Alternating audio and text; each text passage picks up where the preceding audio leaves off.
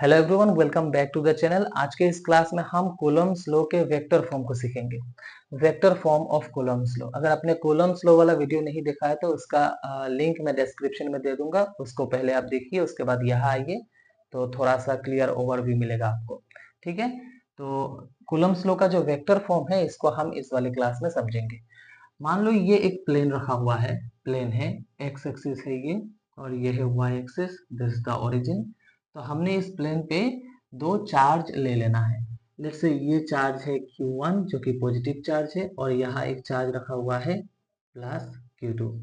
दोनों like charges है तो ऑब्वियसली इनके बीच में एक रिपल्शन फोर्स होगा। तो ये जो Q1 चार्ज है इसका पोजीशन वेक्टर में ले लेता हूँ R1 और Q2 चार्ज का पोजीशन वेक्टर ले लेता हूँ R2। तो ये Q2 चार्ज के वजह से Q1 चार्ज के ऊपर एक रिपल्शन फोर्स होगा इस डायरेक्शन में, है ना। इस डायरेक्शन में आप देखोगे तो इस तरफ एक रिपल्शन फोर्स होगा जो कि force of repulsion on one due to two, है ना। सेम उसी तरीके से Q1 चार्ज के वजह से Q2 चार्ज के ऊपर भी एक रिपल्शन फोर्स होगा, इस तरीके से रिपल्शन फोर्स होगा, है ना। तो repulsion force on charge 2 due to charge 1। ठीक है, ये हो गया फोर्स ऑन 2 और ये हो गया फोर्स ऑन 1। जब आप इस तरीके से इस तरफ आएंगे तो इस डायरेक्शन को हम लिख लेते हैं R12 और जब इस तरीके से उस तरफ जाएंगे मतलब Q2 से Q1 के तरफ जाएंगे तो इसको हम लिख लेते हैं R2 से 1 तक, है ना, डायरेक्शन को समझाने के लिए। तो इसी डायग्राम को हम कंसीडर करते हुए यह लिखेंगे, let us consider two charges Q1 and Q2। दोनों का पोजीशन वेक्टर है R1 एंड R2 रेस्पेक्टिवली, दोनों का पोजीशन वेक्टर हमने लिख लिया। ठीक है, अब चार्ज 2 के वजह से चार्ज 1 के ऊपर फोर्स एक्सर्ट होगा, रिपल्शन फोर्स, इसको लिखेंगे। फिर उसी तरीके से हम करेंगे, देखो, force exerted on Q1 by Q2 charge, है ना। मतलब Q2 चार्ज के वजह से Q1 चार्ज के ऊपर रिपल्शन फोर्स क्या होगा। जो फोर्स है वो Q1 चार्ज के ऊपर है Q2 के वजह से, वो हो जाएगा 1/4 pi epsilon naught Q1 Q2 divided bye R square. R कौन सा, Q1 के ऊपर Q2 के वजह से, Q1 के ऊपर Q2 के वजह से, ये वाला, यानी कि R21 डायरेक्शन के लिए 21 कैप। ठीक है, दिस इज इक्वेशन 1। एग्जैक्टली हम चार्ज 2 के ऊपर भी फोर्स एग्जर्ट होगा 1 के वजह से, तो इसको लिखते हैं, है ना। तो फोर्स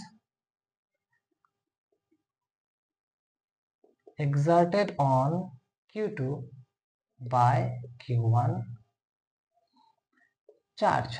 ठीक है, तो ये हो जाएगा force on 2 due to charge 1, है ना।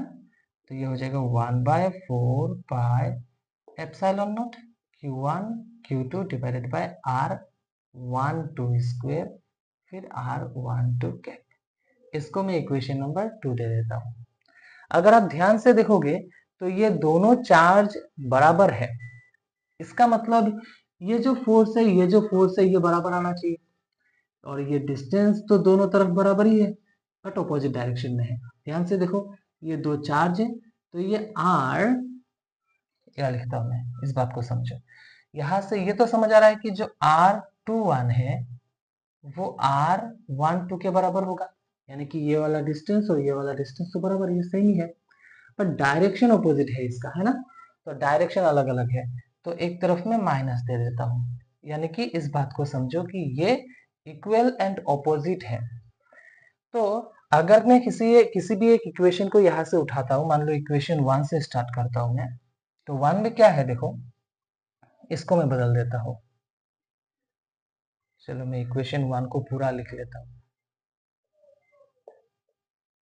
Q1 Q2 divided bye R21 square R21 cap, है ना। इसको देखो, फिर F212 1/4 pi epsilon naught Q1 Q2 divided bye R।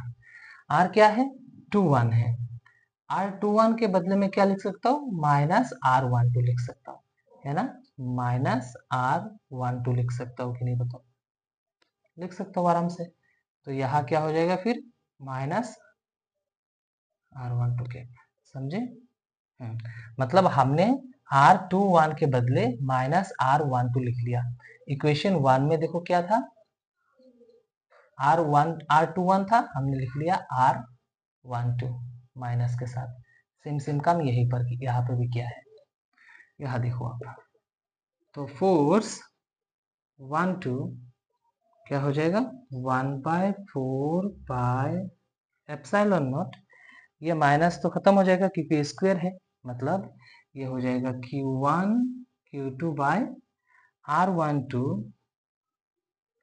का स्क्वायर, ये R12 कैप और इस वाले माइनस को मैं आगे लिख लेता हूँ, ठीक है।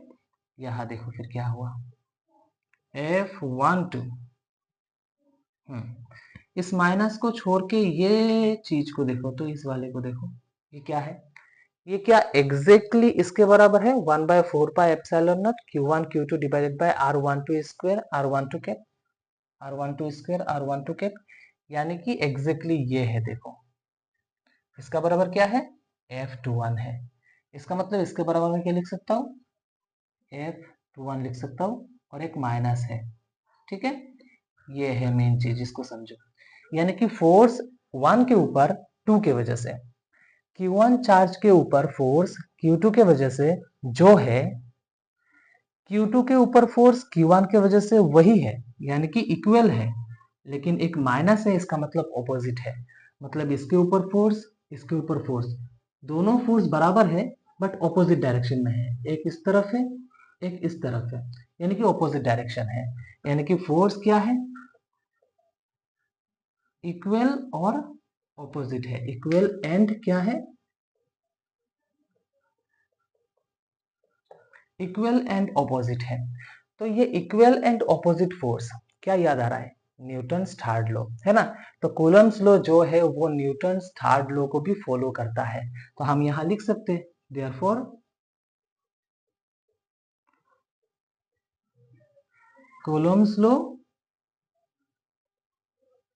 Agrees with Newton's third law. Newton का जो तीसरा रूल है, थर्ड लॉ है, every action has equal and opposite reaction, उसको फॉलो करता है ये कूलम्स लॉ, ठीक है। आई होप आपको समझ में आया होगा ये क्लास। कुछ भी डाउट निकलता है तो कमेंट सेक्शन में जरूर छोड़िएगा उस डाउट को, ताकि मैं नेक्स्ट क्लास में उससे क्लियर कर सकूं। Thanks for watching.